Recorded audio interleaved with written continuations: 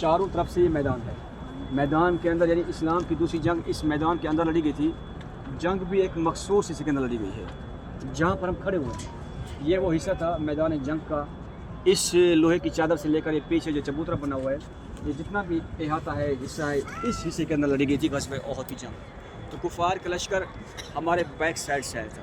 یہاں سے مدینہ والے صحابہ کرام تھے. دراصل یہ اسلام کی پہلی جنگ جو بدر شریف ہوئی اس کا بدلہ لیا گیا تھا یہ جنگ لڑ کے. تو بدر شریف میں غزوہ بدر میں ایک عورت تھی جس کا نام ہندہ نامی عورت تھا. اس جنگ میں اس کا بھائی یا رشتہ دار مارا جاتا ہے, جہنم موصول ہو جاتا ہے. عورت اپنے بھائی کا بدلہ لینے کے لیے یہ جنگ لڑتی ہے اور اس نے دل میں بغض رکھا تھا کہ جب تک کہ میں آپ کے پیارے چچا جان حضرت سیدنا امیر حمزہ رضی اللہ عنہ کو شہید نہیں کروں گی, اپنے بال ناخن نہیں کاٹوں گی. تو اس جنگ میں اس کا ایک غلام تھا جس کا نام وحشی بن عرب تھا. اس نے اس کو لالچ دیا کہ اے وحشی بن عرب, وہ بڑا تیر انداز تھا. اس نے اس کو لالچ دیا کہ اے وحشی بن عرب اگر تو آپ کے چچا جان حضرت سیدنا امیر حمزہ رضی اللہ عنہ کو شہید کرو گے میں آپ کے جسم کے وزن کے مطابق آپ کا وزن کر دوں گی. کس چیز سے؟ سونا چاندی جواہرات سے, اور آزاد کر دوں گی اور اپنے گلے کا جو قیمتی ہار ہے وہ دے دوں گی. وہ غلام لالچ میں آ جاتا ہے.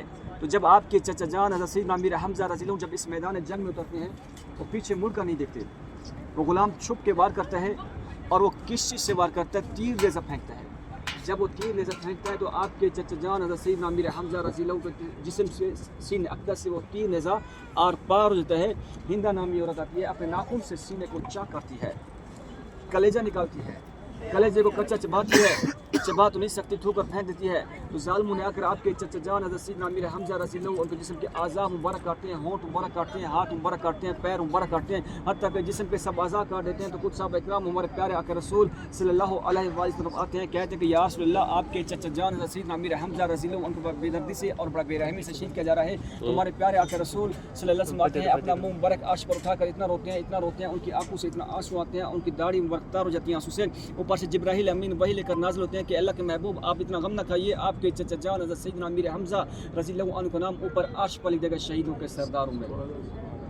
تو آج محترم جو بھی جتنا شہید ہوں گے وہ سب کے سردار کہلائیں گے. آپ کے چچا جان حضرت سیدنا امیر حمزہ رضی اللہ عنہ, تو بعد میں وہ عورت اور جو اس کا غلام تھا وحشی بن عرب بعد میں مسلمان ہو گئے تھے, ایمان لے آئے تھے. تو جب بھی ہمارے پیارے حضور پاک صلی اللہ علیہ وآلہ وسلم کے سامنے سے گزرا کرتے یا وہ ان کی محفل میں آ کر بیٹھا کرتے, وہ جو غلام تھا جب بھی ہمارے